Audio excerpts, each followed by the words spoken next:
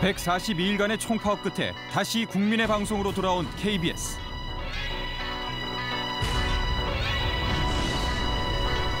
추정 60분이 다시 뛰겠습니다.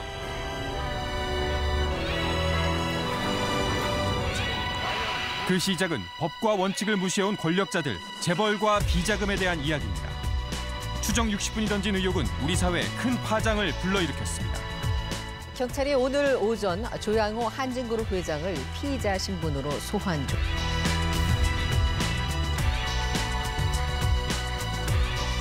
이건희 삼성그룹 회장을 260개의 차명 계좌 4천억 원을 넣어둔 걸 2008년 특검 때 확인되지 않았던 한 통의 제보에서 드러난 재벌들의 수상한 거래. 돈의 주인을 찾기 위한 집요한 추리 끝에 감춰져 있던 정체가 세상의 모습을 드러냈습니다.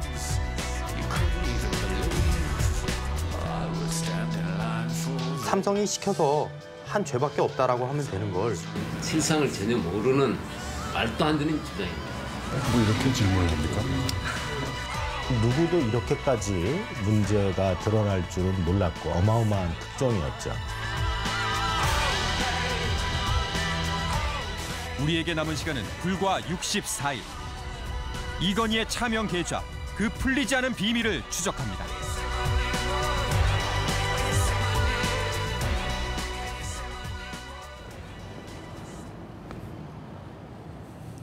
시청자 여러분, 그동안 안녕하셨습니까? 7개월 만에 인사드립니다. 추정 60분의 한상원입니다.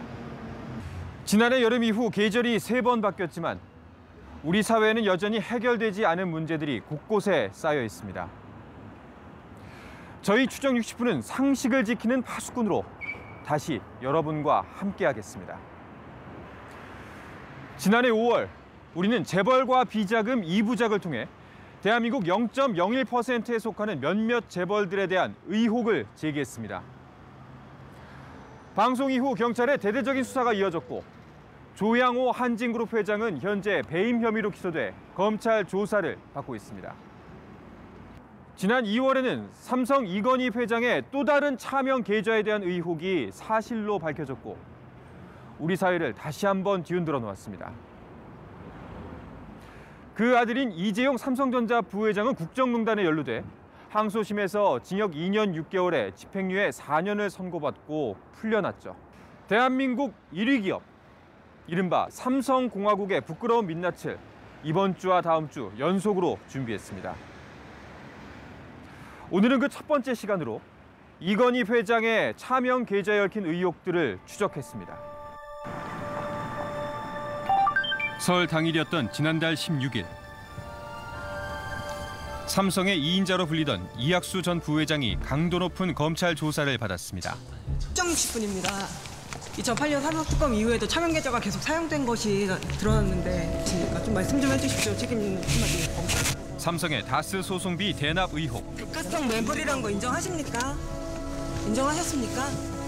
이 전 부회장이 그 연결고리 역할을 한 것으로 검찰은 보고 있습니다.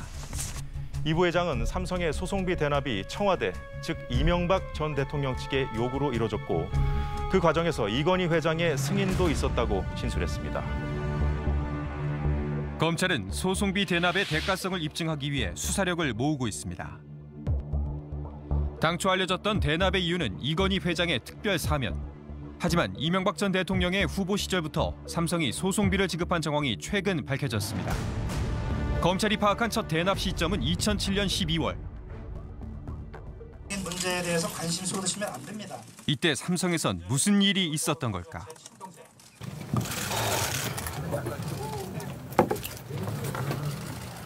저는 개인으로서 속죄하는 심정으로 이 자리에 있습니다. 삼성은 제게 범죄를 지시했습니다. 돈으로 사람을 매수 회유하는 불법 로비는 모든 임원의 기본 책무입니다. 김용철 변호사가 삼성의 비자금 의혹을 폭로한 건 2007년 11월 5일. 공교롭게도 한 달 후 삼성의 다스 소송비 대납이 처음으로 이뤄졌습니다. 당시 온 국민의 이목이 집중됐던 조준웅 삼성특검. 공명정대한 비자금 수사를 약속했습니다. 하지만 결과는 기대에 미치지 못했습니다. 삼성 임원들의 이름으로 관리하는 자금이 대부분 이건희의 차명 자금이고 그 전체 규모는 삼성생명 2조 3천억 원을 포함한 4조 5천억 원 정도의. 당시 특검은 총 4조 5천억 원 규모의 이건희 차명 재산을 밝혀냈습니다. 하지만 고 이병철 선대 회장의 상속 재산이라는 삼성의 주장을 그대로 인정했습니다. 국민들은 비자금 혐의의 면죄부를 준 특검 결과를 납득하지 못했습니다. 봐주기 수사라는 비난이 거세게 일었습니다. 이후 삼성은 3가지 대국민 약속을 합니다. 이건희 회장 실명으로 전환하게 됩니다. 이에 대해 이 회장께서는 누락된 세금 등을 모두 납부한 후 남는 돈을 회장이나 가족을 위해 쓰지는 않겠다고 하면서 유익한 일에 쓸 수 있는 방도를 찾아보자고 하였습니다.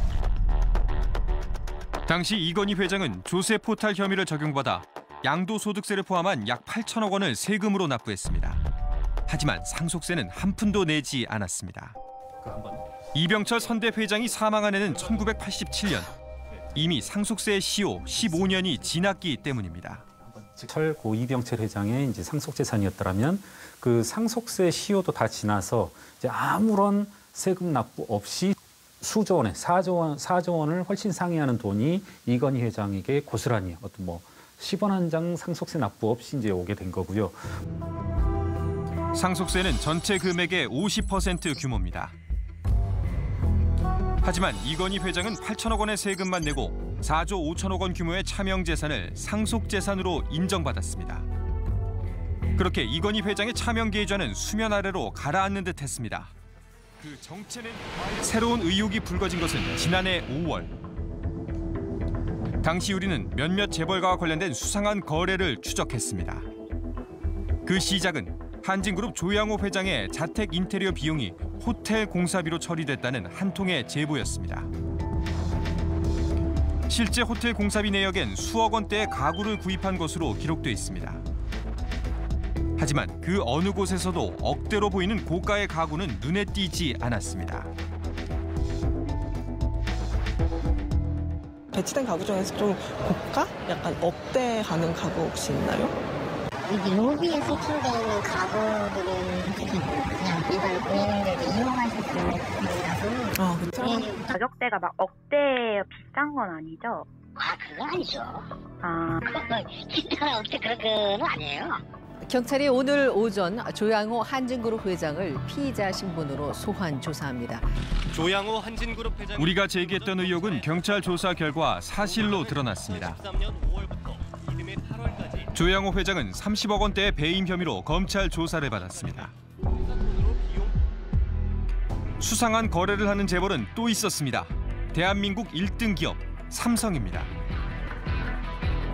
제보자는 이건희 총수 일가가 평소 흔적이 남지 않는 무자료 거래를 요구했다고 했습니다. 회사 계좌에 정상적으로 입금하는 대신 굳이 인편을 통한 수표 거래를 고집했다는 이건희 총수 일가. 이들이 감추고자 했던 비밀은 과연 무엇일까? 돈의 주인은 이건희 총수 일가가 맞는 걸까? 방송 이후 삼성물산에 대한 압수수색이 이뤄졌습니다. 그리고 이번에도 의혹은 사실로 드러났습니다. 삼성 특검 10년 만에 이건희 회장의 또 다른 차명 계좌가 세상에 드러난 겁니다. 네, 수사에서 뭐 제일 어려운 점은 어쨌든 대기업을 상대로 하다 보니 저희가 뭐 압수수색을 할 때 자료를 다 폐기한다든지 이런 부분이 있었기 때문에 좀 어렵긴 했습니다. 타고 들어가서 최초는 8명의 계좌에서 나온 수표로 공사비가 지급된 거고 전체 차명 계좌는 72명 명의의 260개 계좌였습니다. 120여 건의 무자료 거래 중 삼성 측도 해명하지 못했던 8건의 수표. 해당 수표들의 발행 계좌는 삼성의 전현직 임직원들의 것이었습니다. 추적 끝에 260개의 차명 계좌가 새롭게 밝혀졌습니다. 새로 밝혀진 4천억 원은 기존 이건희 회장의 재산에 포함되지 않은 것입니다. 2008년 조중특검 때 1199개가 나온 바가 있습니다. 이미. 일단은 그때 2008년도 특검 때 480명 1199개 계좌인데 그 480명에 포함되지 않는 사람들이었습니다. 거기서 착안을 해가지고 최초 발견된 공사비 수표 8명도 거기에 포함되지 않았던 사람들이십니다. 박용진 의원에 따르면 이건희 회장의 차명 계좌에는 아직도 해결되지 않은 문제가 있다고 합니다. 거기서 이제 우리가 필요한 진실을 찾아가지고 껴맞춰 나가는 것도 한남동 수표의 비밀이라고 하는 그 프로그램을 보고 이건희 차명 계좌에 대해서 뭔가 좀 이상한 의문이 들었다는 거예요. 2008년 삼성 특검으로 인해서 확인된 이건희 차명 계좌 4조 5천억 원에 대해서 과연 이게 실명 전환을 했을까? 금융실명법에 따른 실명 전환을 했을까? 요 의문이 하나. 두 번째, 법적으로는 실명 전환에 따른 의무 규정이 있습니다. 의무 규정은 금융실명법 5조인데요.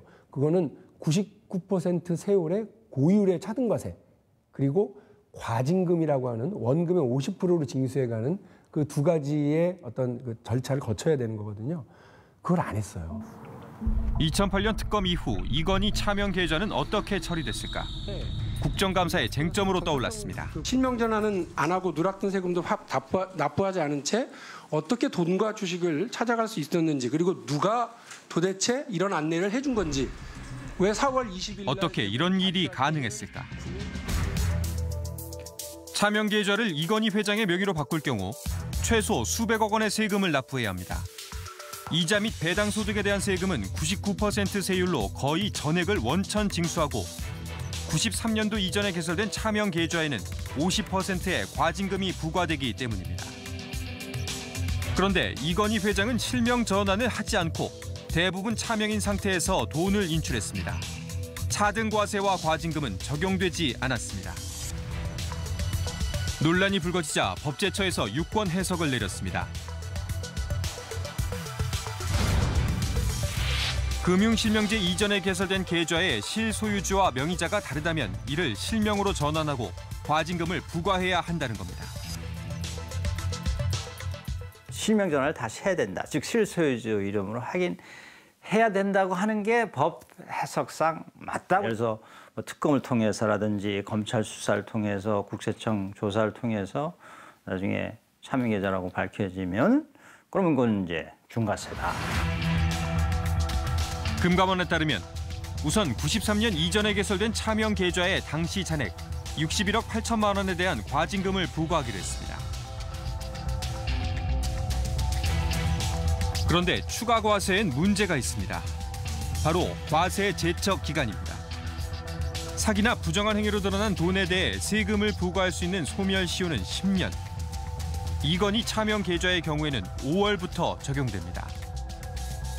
어떤 것들을 이제 과세할 여지가 있었는지, 양도소득세, 증여세, 상속세 이런 것들을 그때 따졌어야 하는데 지금 10년이 지난 이 시점에서 따지다 보니까 모든 게 이제 공소시효와 연관되고 모든 것이 또 뭐 서류 보존 기간이 지났다는 이유로, 시효가 지났다는 이유로 하나도 지금 처리가 되지 않거든요. 이제 와서는 소멸시효가 완성됐기 때문에 이 부분을 과세할 수 없다라고 하는 것도 사실 국민 입장에서는 상당히 좀 뼈아픈 부분이죠. 삼성 특검으로 이건희 차명 계좌가 드러난 지 올해로 10년. 다시 말해 올해부터 과세 시효가 만료되기 시작합니다. 우리가 이 기간을 놓쳐버린다면 조세 정의를 실현할 수 있는 방법 자체가 사라질지 모릅니다. 이건희 차명 계좌의 첫 번째 과세 도래일은 2018년 5월 11일. D-64. 우리에게 시간이 얼마 남지 않았습니다. 삼성 특검이 열린 지 딱 10년째인 지난 1월. 금융감독원은 이건희 회장의 차명 계좌가 모두 1,229개에 달한다고 발표했습니다. 그동안 이 회장은 대국민 사과 때 했던 약속과는 달리 차명 계좌를 본인의 명의로 전환하지 않은 채 대부분의 잔액을 인출하거나 계좌 자체를 해지했습니다. 해당 계좌들에 대한 전수조사 결과 특검이 있었던 2008년에만 약 2조 원에 가까운 금액이 인출됐습니다. 과세 제척 기간은 10년. 각 계좌의 인출 또는 해지 시기에 따라 세금을 부과할 수 있는 시효가 만료되기 시작합니다. 그 첫 번째 도래일은 5월 11일. 오늘부터 64일 남았습니다. 그런데 이상한 것이 있습니다. 금융실명제가 시행된 지 25년, 특검이 열린 지 10년이 되도록 이건희 회장은 어떻게 차명 계좌를 계속 유지할 수 있었을까요? 이건희 차명 계좌 문제는 어디서부터 꼬인 걸까? 지난해 국정감사에서 이를 둘러싼 날선 공방이 벌어졌습니다. 금융당국의 행보에 의혹이 제기됐습니다. 왜 금융위원회는 삼성 앞에만 쓰면 이렇게 작아져요? 그런 적 없습니다. 저희가 뭐 삼성 앞에 가면 작아지고 앞잡이 노릇하고 그런 거 없습니다. 이건희 차명 계좌가 실명 전환할 의무가 없다라고 지금 얘기하시잖아요. 그래요, 안 그래요? 93년 8월에 실명법이 갑자기 공포되고 나서 그때 저희도 전체를 다 파악하지 못한 상태에서 한 유권 해석이었던 것을 저희가 인정합니다. 이 논란의 출발점은 수상한 유권 해석입니다. 올해로 25년째를 맞이한 금융실명제.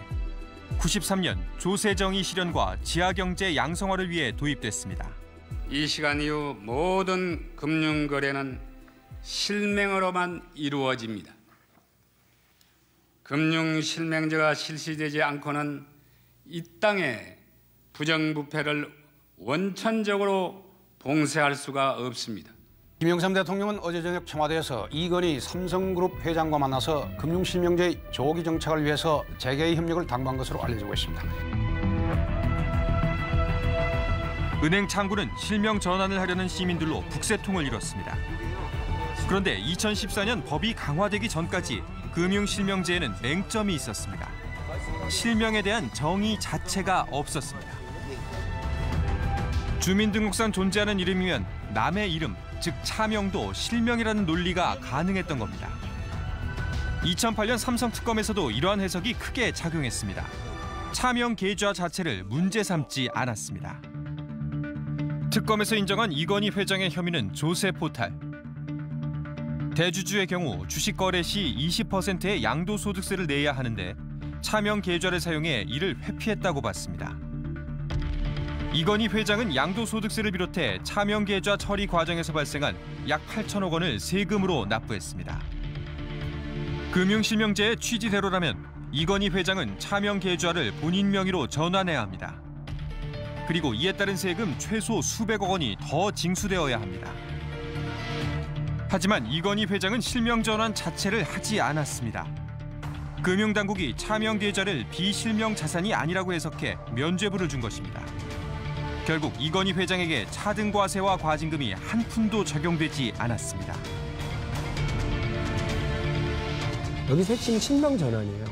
그러니까 자기 이름으로 돈을 이렇게 이름을 바꾸겠다라고 하는 건데 마루치 아라치, 마징가 제트, 홍길동 이렇게 가명이 아닌 거라면 그것이 차명이라 할지라도 그 차명이 살아있는 사람이다. 주민등록상에 주민등록이 있는 실제 명의인이다 그러면 상관이 없다라고 해석을 하더라고요.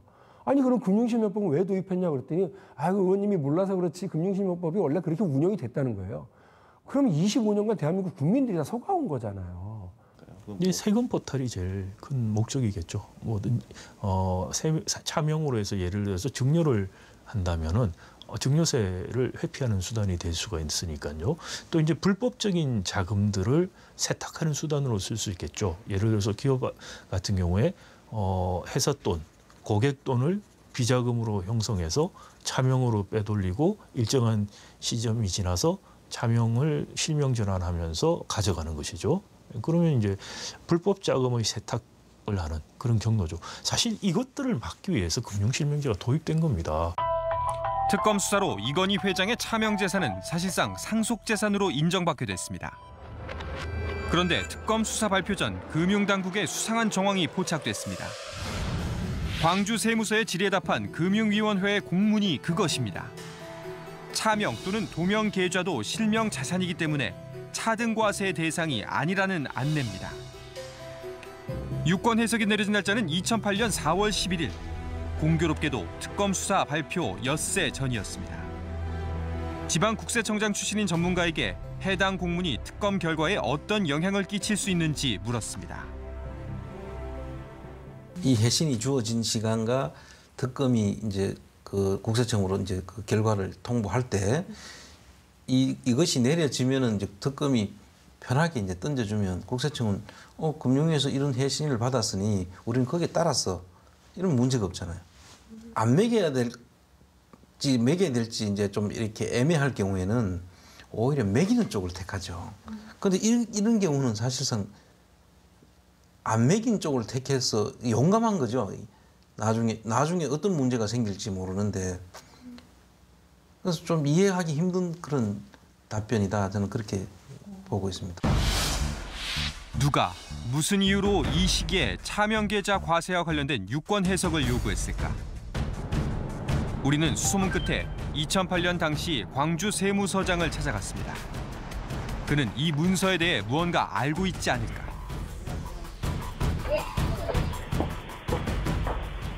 유권 해석을 받고 그래서 이거를 과세를 해야 될지 말아야 될지 뭐 이런 내용에 대해서 좀 질의하신 것 같으세요.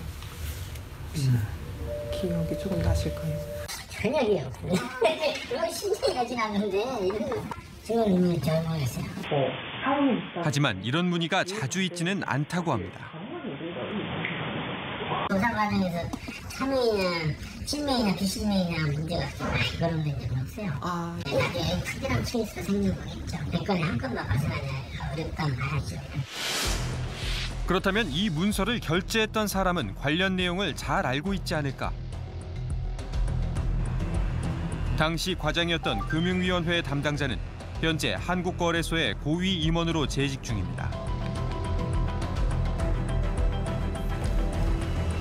우리는 그에게 당시의 유권 해석에 대해 물었습니다. 다른 게 아니라 저희 2008년 이 실명 계좌에 대해서 이제 비실명 금융자산에 해당하지 않는다고. 금융이 쪽에서 직접 하고 쓰는 게 좋아요. 10년 전. 맥락이 있으실 것 같으셔. 10년 전인데 워낙에 오래전 이 일이라 기억이 나지 않는다고 합니다. 차명 또는 도명 계좌가 비실명 금융자산이 아니다.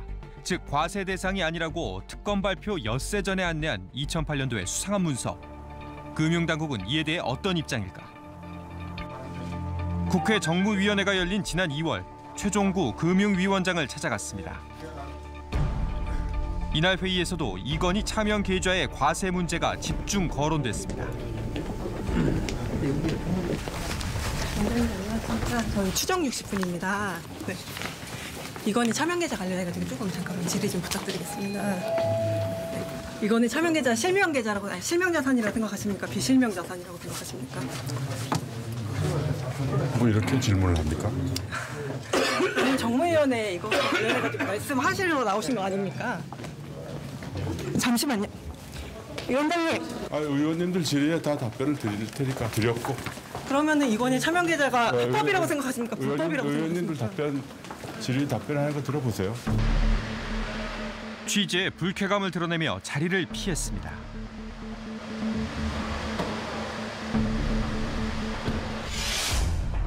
대신 우리는 서면으로 금융위의 입장을 전달받았습니다. 2008년 삼성을 의식해서 내린 해석이 아니라 금융실명제가 도입된 93년부터 일관되게 실지 명의, 즉 주민등록상에 존재하는 이름이면 실명 전환의 대상이 아니라고 봤다는 겁니다. 하지만 전문가의 이야기는 다릅니다. 제가 찾았어요. 금융위원회는 과거 이렇게 도명, 차명에 대해서 어떠한 제재도 내린 적이 없다고 하는데요. 과세 당국의 판례들을 보면은 어떤 A라는 분이 B라는 사람 명의로 이렇게 예금을 숨겨놨다. 이렇게 되면 적발되는 순간 그 금융기관에서 90%로 차등과세한 사례도 있고요. 국세법령정보 시스템이라고 하는 이제 판례 사례들을 이제 검색한 결과인데요. 여기에서도 보시면 A라는 사람이 B라는 사람 명의로 그 예금을 이렇게 차명의 형태로 놔뒀다가 결국 그게 그 세무조사 과정에서 드러나서 금융기관인 모 정금에서 그 부분에 대해서는 90%로 상당히 이제 징벌적인 원천징수 사례가 계속 일관되게 나타나고 있습니다.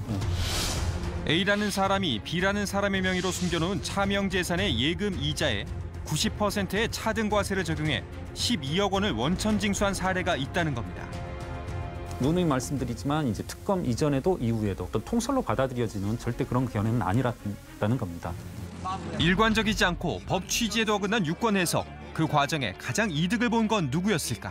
이런 해석 하나 잘못이 돈이 엄청나게 큰 돈이 왔다 갔다 하는 거예요. 이 삼성에 대한 세금 과세를 안 하게 되는 결과를 가져와 버렸잖아요. 삼성 개인한테는 엄청난 혜택이 돌아가 버리고 국민들로 들어와야 될 세금을 지금 다 세버리고 엄청난 결과를 가져온 거죠. 이미 25년 전에 시행된 금융실명제 취지를 누구보다 잘 알면서도 혼선을 빚어온 금융당국과 법의 빈틈을 노려 차명 계좌를 유지해온 대기업 총수. 그리고 삼성 특검 10년이 다 되도록 허술한 법망 하나 제대로 정비하지 못한 정부의 행태를 어떻게 해석해야 할까요? 깡통 과세를 우려하는 시민사회의 압박에 금융감독원은 뒤늦게 이건희 회장의 차명 재산에 대한 과징금을 부과하겠다는 입장을 밝혔습니다. 그리고 이건희 회장이 차명 주식을 매매하는 과정에서 공시 누락 등 자본시장법을 위반했을 가능성에 대해서도 자금 추적에 나섰습니다. 그런데 차명 계좌에 대한 과세나 과징금 여부를 넘어 아직도 세간의 의혹으로 남아있는 문제가 있습니다. 애초 삼성 특검이 목표로 삼았던 불법 로비와 비자금 의혹에 대한 진실 규명이 그것입니다. 10여 년 전 삼성그룹의 2인자 이학수 전 부회장을 그림자처럼 수행하던 남자가 있었습니다. 바로 김용철 전 삼성그룹 법무팀장입니다. 하지만 2007년 그는 과거와 다른 선택을 합니다. 삼성의 비리를 만천하에 폭로한 겁니다. 불법 로비 자금과 비자금 의혹, 대한민국은 충격에 빠졌습니다. 당시 조준웅 특검은 1,199개의 차명 계좌만 확인했을 뿐 비자금 의혹에 대해선 무혐의 처분을 내렸습니다. 혹시 당시에는 밝히지 못한 사정이 있지 않았을까? 우리는 지난 10년간 언론에서 좀처럼 보기 힘들었던 그의 근황을 확인해봤습니다. 현재 한 로펌의 대표 변호사로 재직 중인 조준웅 전 특검. 하지만 그를 만나는 일은 쉽지 않았습니다. 약속하신 거예요? 네, 저희가 몇 번 전화를 드렸는데. 저 변호사님 지금 오전에 안 계시거든요. 수차례 접촉을 시도한 끝에 조준웅 전 특검의 이야기를 직접 들을 수 있었습니다. 많은 시간 준비 기간 포함해서 4개월. 인원도 검사 딱 파견 말입니다. 3명 받았어요. 아주 인원도 적고 이거 추적하고 뭐 하는 인원들도 우리가 했는데 그 인원이 한 30여 명 정도. 그렇게 뭐 때문에 큰 수사를 그런 법을 제정하면서 이 정도 빨리 하라고 했는지 이런 소수 인원을 주고 하라는지 엄두가 안 날 정도였어요. 그래서 엄청나게 급하게 설치해가지고 이렇게 한 거예요. 이게 지금 말하는 거 왜 이걸 안 했느냐 저걸 안 했느냐 뭘 했어야 될까 그건 말도 안 되는 아예 실상을 전혀 모르는 말도 안 되는 주장입니다. 시간과 인력 부족으로 제대로 된 진상 규명에는 한계가 있었다는 조준웅 특검. 2차례에 걸쳐 이건희 회장을 소환 조사하고 집무실과 자택, 삼성의 핵심 부서들을 모두 압수수색했지만 이미 중요한 자료들은 폐기된 상태였다고 합니다. 삼성그룹 거래 전표들인 것으로 알려졌습니다. 애초에 이제 이 수사가 시작된 거는 삼성 비자금 조성이라고 그 부분으로 인정된 차명 재산은 없었습니까? 없었죠. 이게 비자금으로 소위 말하는 회사 돈으로 횡령을 했다거나 불법으로 조성한 자금으로 자금으로 이 차명 주식을 사두었다 하는 거는 우리가 못 찾습니다. 그렇다면 김용철 변호사의 폭로가 허위였다는 걸까? 조성된 비자금은 임직원 명의의 차명으로 운영됩니다. 삼성 출신 인사들이 재산이 많은 것은 대부분 이런 이유입니다. 월급장이가 수백억, 수천억의 재산을 가질 수는 없습니다. 김용철 보고 올라오라고 했어요. 내 면담한 내가 스스로 불렀어요. 불러가지고 너 이게 참 뭔가 이거 비자금이 있던 증거를 응? 그 우리 수사할 수 있는 뭐를 하든 이야기를 한번 해봐라. 그 이상 어떻게 이 자금이 흘러가고 어떻게 사고 뭐 하는 근거는 단 하나도 되지 못했어. 하지만 김영철 변호사는 나중에 특검의 회유가 있었다고 주장한 바 있습니다. 게다가 그는 자신의 책에서 비자금을 만드는 방법을 기술하고 있습니다. 비용을 부풀리거나 매출을 누락하는 방법입니다. 특히 김 변호사는 회사 돈을 빼돌려 만든 막대한 비자금이 삼성사옥 27층 구조조정본부로 옮겨졌고 극소수만이 접근 가능한 비밀 금고 안에 은밀하게 보관됐다고 주장했습니다. 우리는 조준웅 특검이 주요 참고인임에도 소환하지 못했던 전 삼성증권 직원의 이야기를 들을 수 있었습니다. 그는 1,000억 원대의 비자금을 직접 관리했다고 합니다. 그걸 이제 우리들끼리는 비서실 계좌라고 불렀는데 그거는 이제 차명 계좌라고 알 수가 있는 게 다 삼성 임원들 이름이잖아요. 그런 식으로 관리를 하더라고요. 이제 비서실에서 전화가 와요. 핫라인이 있는데 뭐 누구 계좌에서 삼성전자 몇 주를 팔아주세요. 그러면 그걸 매도하는 거예요. 쉽게 얘기하면 고급 정보를 가지고 주식 매매를 해서 그걸 비자금화를 한 번 더 시킬 수 있는 거죠. 이 말이 사실이라면 내부 정보를 이용한 불공정 거래에 해당합니다. 특검은 당시 이런 사실을 몰랐을까? 비자금을 어떤 뭘로 어떻게 만들었느냐 어? 하는 걸 찾아냈는데 그때 비자금이 있다 하는 것만 얘기가 나오지 비자금을 어떻게 해서 만들어서 얼마가 있다 이런 건 하나도 없이 그냥 뭐 수사 대상이 된 거예요.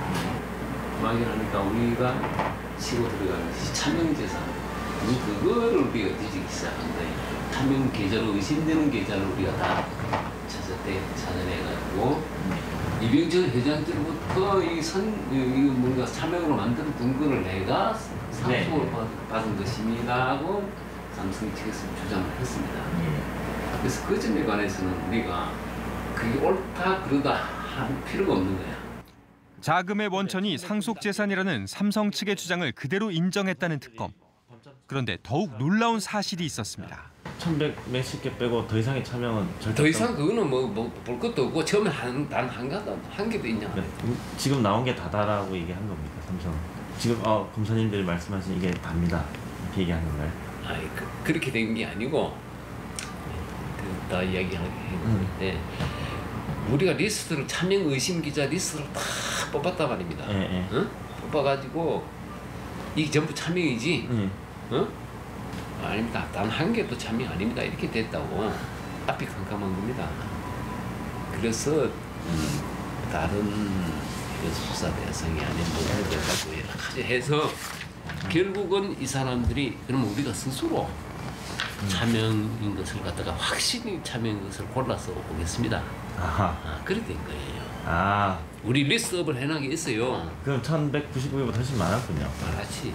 많은 거를 저거들이 요거는 차명입니다 하고 자수해오는 리스트업을 만들어 본 거예요. 자기들이 이제 인정한 게 1,199개군요. 그렇죠. 쉽게 말하면. 그렇게 된 거예요. 근데 남은 게 있을 수도 있지 않습니까? 그런 거는 이제 모르지. 삼성 비자금 차명 계좌를 파헤쳐서 사회적 정의, 경제적 정의를 실천하는 특검의 일이 아니고 삼성의 어떻게 보면 수건 사업을 해결해주는 해결사 노릇을 한 것이 아니냐는 비판을 받아야 마땅하다고 생각이 됩니다. 조준웅 특검은 2008년 이후에도 논란을 일으켰습니다. 아들이 삼성전자에 특채로 입사한 사실이 알려졌습니다. 사실 특검은 출범 전부터 많은 우려를 낳았습니다. 임채진 당시 검찰총장 내전자가 삼성 떡값 검사 리스트에 포함돼 있었습니다. 삼성으로부터 부정한 청탁이나 또 금품을 받은 것이 전혀 없음을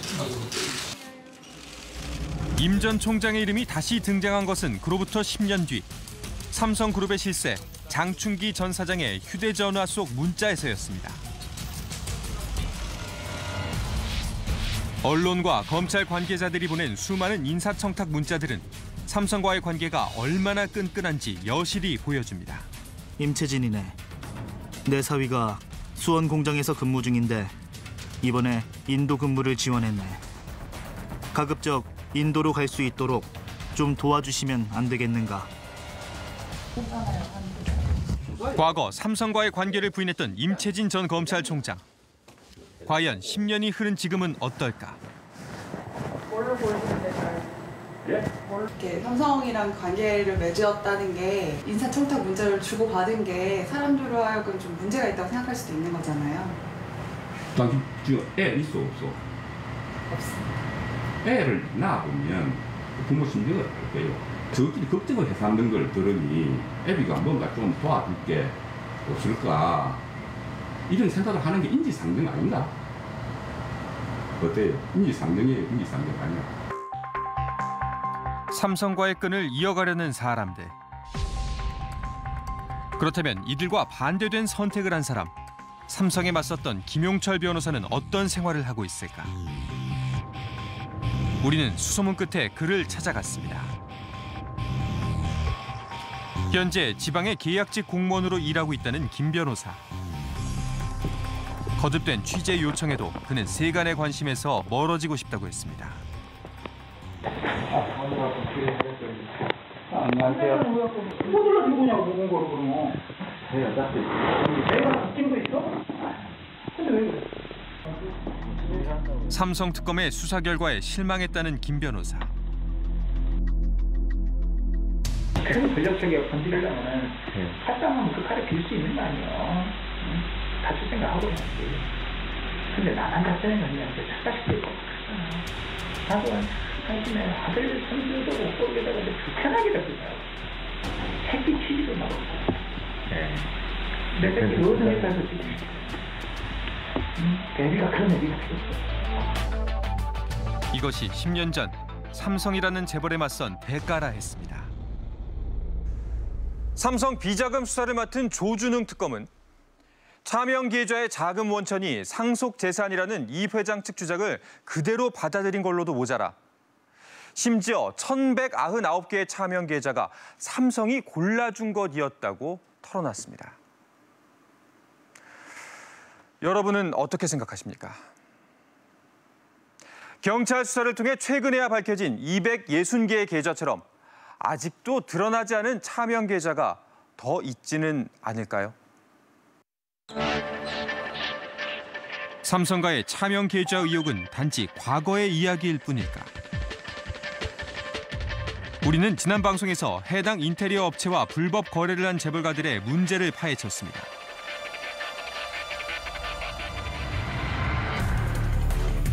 사실 그 과정에서 한 내부 직원의 양심 제보가 큰 역할을 했습니다.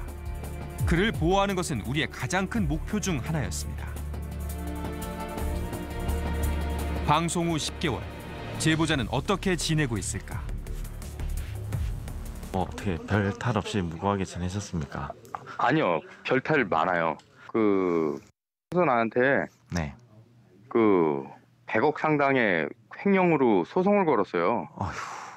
이젠 저 싸움은 시작이 됐기 때문에 드러나도 상관은 없어요, 난. 그동안 신변에 많은 일들이 일어났다는 제보자. 그때의 양심 선언이 이렇게 큰 파장을 일으킬 줄 몰랐다고 합니다. 더 이상 잃을 것이 없다는 그는 카메라 앞에서 당당하게 모든 것을 털어놓겠다고 결심했습니다. 저는 해고가 됐습니다. 뭐 저뿐만이 아니라 제 와이프한테까지도 민사소송을 지금 크게 걸어놓은 상태입니다. 둘이 합쳐서 한 100억대 규모의 횡령으로 지금 소송을 걸었는데 또 삼성이 시켜서 한 죄밖에 없다라고 하면 되는 걸 저한테까지 이렇게 역으로 횡령죄를 걸고 하는 그거가 이해가 가질 않아요, 나는. 이 문제 알아서 책임져. 20년 넘게 회사에 헌신해왔다는 제보자. 재무 담당자로서 회사의 자금 관리를 책임져 왔습니다. 한 부사장께서는 그 회사에서 어떤 역할을 하셨습니까? 관리 업무를 했고요. 관리 업무를 하는 가운데 지금 이거하고 관련돼서는 삼성의 일가의 집 인테리어로 공사를 하는 데 있어서 세금 계산서를 안 끊고 현금이나 수표로 직접 다이렉트로 지불한 다음에 제 개인 통장에 넣고 이제 관리를 한 이런 일이 흔히 있습니까? 가능하지 않습니다. 왜 어떤 이유 때문이죠?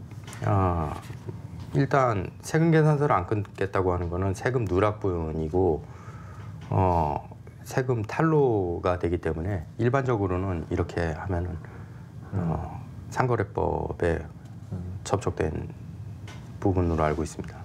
최초에 제보를 하시기까지도 마음의 갈등이 좀 있지 않으셨습니까? 많이 있었죠.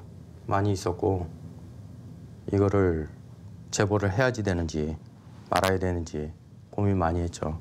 뭐 그런 관행들은 오랫동안 지켜보셨을 텐데 좀 그러기가 싫었어요. 더 이상 나쁜 짓 하는 거 보고 싶지도 않고 내 통장에 검은 돈이 들어와서 빠져나가고 들어오고 또 빠져나가고 들어오고 정말 좀 그게 싫었습니다. 그가 문제가 있다고 대표적으로 지적한 곳은 한남동. 이건희 회장의 자택을 포함한 삼성가입니다. 유독 이곳에서 탈세를 조장하는 무자료 거래를 요구했다고 합니다. 결제 방식 또한 수상했습니다. 늘 인편으로 수표나 현금을 보냈다는 것. 계좌이체를 안 하는 이유는 저도 잘 모르겠지만은 항상 수표로 끊어옵니다. 세금 계산서로 끊지 않고 몇십억씩 되는 집 공사를 그냥 현금으로 해서 뭐 거기에서 일한 업체들도 세금 계산서를 발행할 수 없는, 한 번 불법이 되면은 그 연차적으로 다 불법을 저지를 수밖에 없는 무리가 따르는 공사인에는 틀림없습니다. 제보자는 삼성가와의 거래를 위해선 자신의 개인 통장을 이용할 수밖에 없었다고 주장합니다. 중간 단계를 거쳐 세탁한 돈은 회사와 하청업체에 전달됐다고 합니다. 하지만 이 방식이 도리어 제보자의 발목을 잡게 됐습니다. 765만. 무자료 거래에 대한 책임을 회사가 제보자에게 떠넘겼다고 합니다. 회사에서도 이 내용을 다 알고 있습니다. 아니, 100억이 넘는 돈을 관리를 하는데 10년 동안 그러면은 협력업체는 돈 한 푼 안 받고 삼성일가의 집에 가가지고 공사를 했다라는 말입니까? 제보자는 결백의 증거로 통장의 입출금 내역들을 공개했습니다. 이건희 일가의 자동문 교체를 위해 삼성에서 받은 금액 8,370만 원. 이를 다시 하청업체에 항목별로 지급한 내역을 확인할 수 있습니다. 모든 액수가 정확하게 맞아떨어집니다.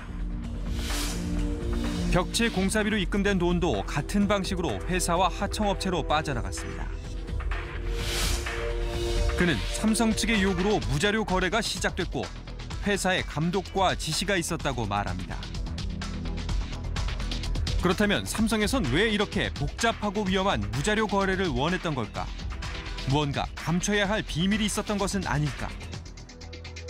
우리는 작년 5월 방송에서 이건희 일가가 지급한 수표 일부의 복사본을 입수해 추적했습니다. 이들이 사용한 수표는 의문투성이었습니다.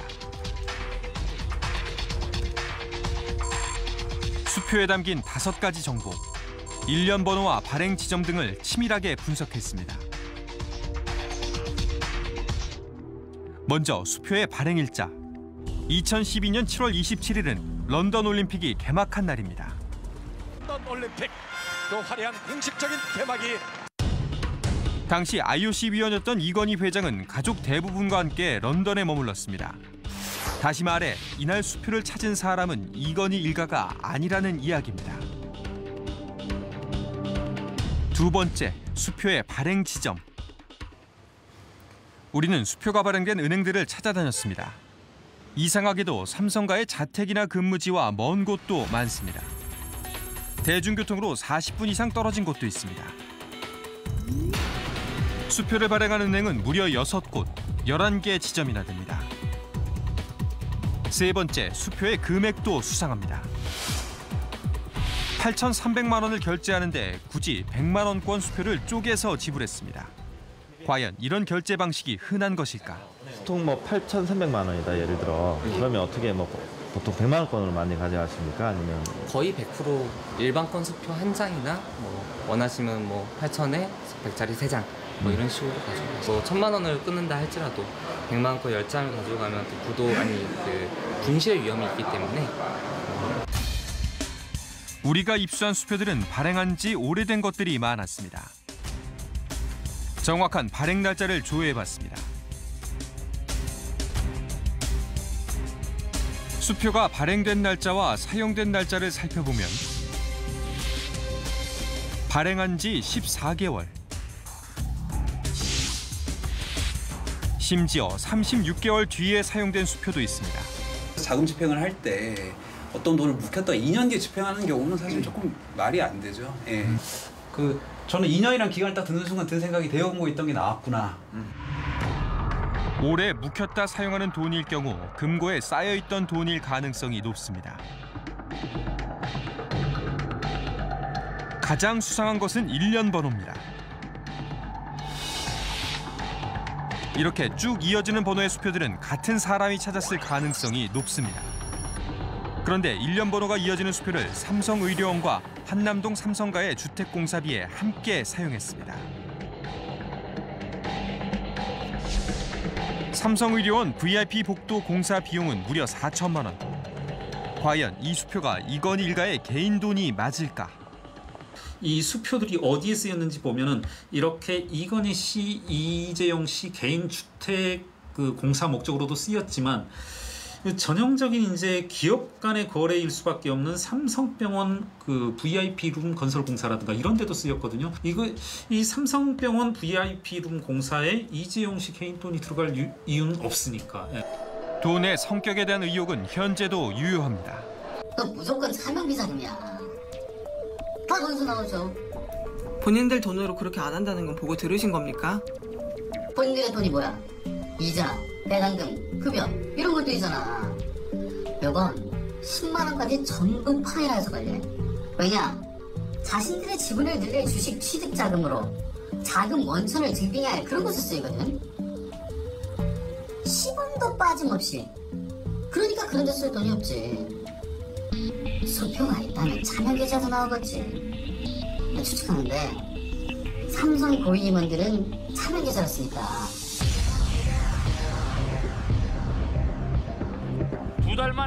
경찰 조사 결과 이 수표들은 2008년 조준웅 특검 때 드러나지 않았던 새로운 차명 계좌의 돈이었습니다.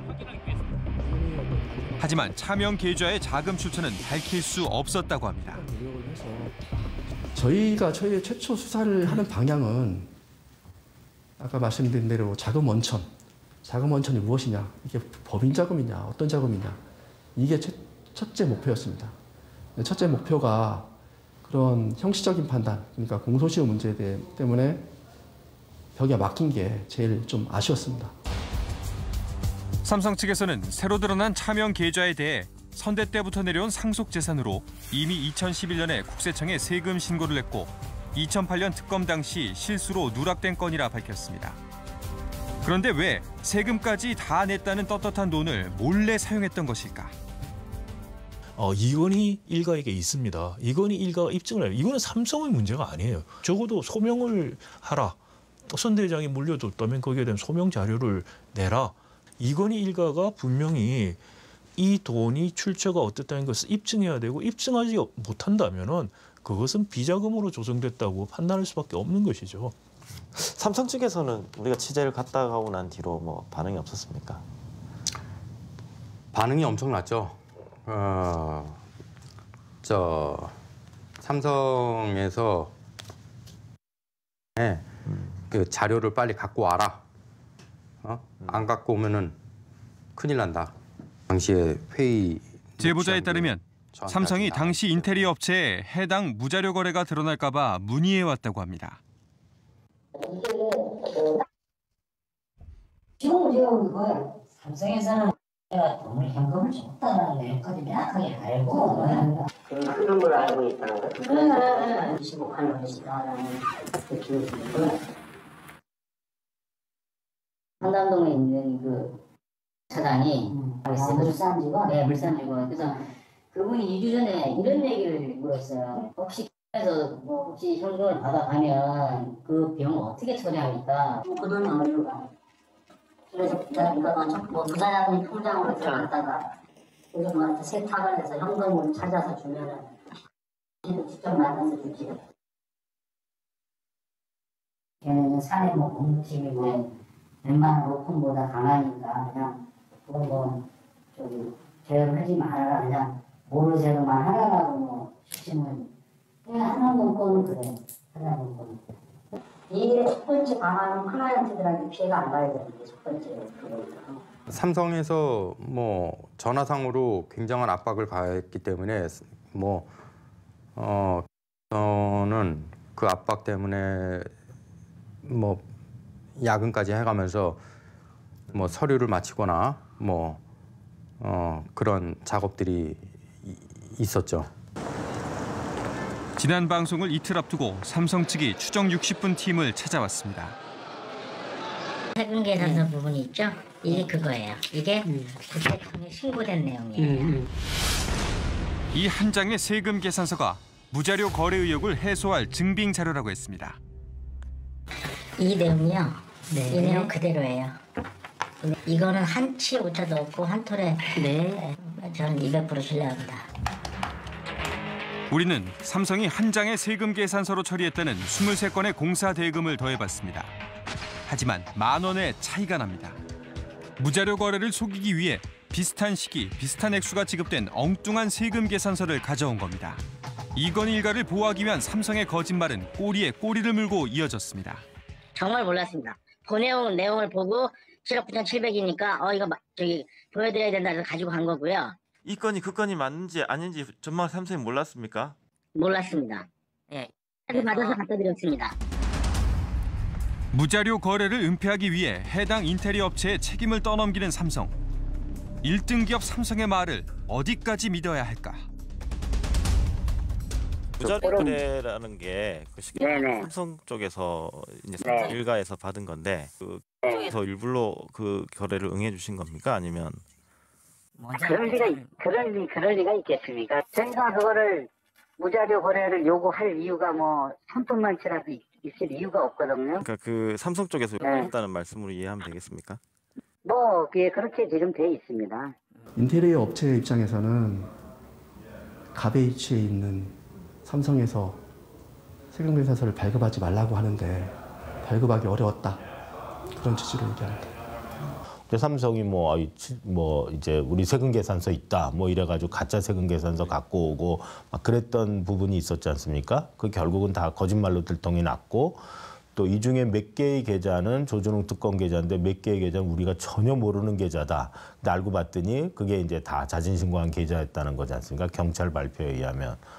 그런 보도가 나갈 때마다 이제 삼성의 평판은 떨어지는 것이죠. 사면 계좌인데도 계속 겉으로 부인할 수밖에 없는 총수를 위해서 그것이 이제 기업으로서의 삼성이 아직도 떨쳐내지 못한 짐이다. 그들의 거짓말은 결국 스스로를 무너뜨리고 있습니다. 그리고 잘못된 것을 바로잡고자 했던 양심 제보자는 홀로 고통을 감내하고 있습니다. 이 정도면 다음에는 재벌의 비리가 있더라도 안 합니다. 절대로 양심 제보 같은 경우는 없을 겁니다. 제보자의 희생과 용기 덕분에 우리는 이건희 차명 계좌의 숨겨진 실체를 밝힐 수 있었습니다. 하지만 그 과정은 결코 순탄치 않았습니다. 삼성을 보호하려는 자들과 그들을 둘러싼 끊임없는 거짓말과 강압. 10년 전 실현됐어야 할 정의는 여전히 2018년 삼성공화국이라는 현실에서 벗어나지 못하고 있습니다. 지연된 정의는 정의가 아닙니다. 남은 시간이 64일 앞으로 다가왔습니다. 양심 제보자의 용기는 지난 10년간 모두가 잊고 있던 차명 계좌의 존재를 만천하에 밝히는 결정적인 계기가 됐습니다. 하지만 바로 어제 해당 인테리어 업체는 제보자를 상대로 한 100억대 소송이 삼성 측과는 무관하다는 입장을 추가로 밝혀왔습니다. 공익을 위해 앞장선 이들이 오히려 불이익을 감수하고 고통을 겪게 되는 사회. 과연 이대로 괜찮은 걸까요? 우리는 금융실명제의 법 해석에 무려 25년간이나 혼선이 빚어진 것이 삼성과 결코 무관하지 않다고 생각합니다. 이 회장의 차명재산을 둘러싼 이 모든 의혹을 처리해 나가는 과정이야말로 보다 공정한 사회로 나아가는 시금석이 될 것입니다.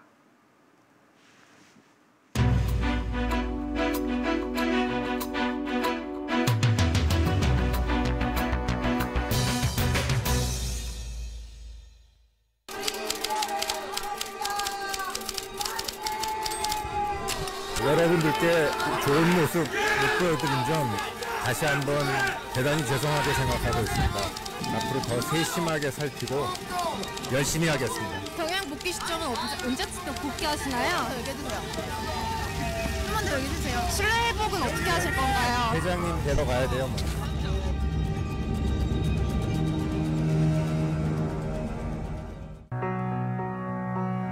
Everybody knows that the dice are loaded. Everybody rolls with their fingers crossed. Everybody knows the war is over. Everybody knows the good guys lost.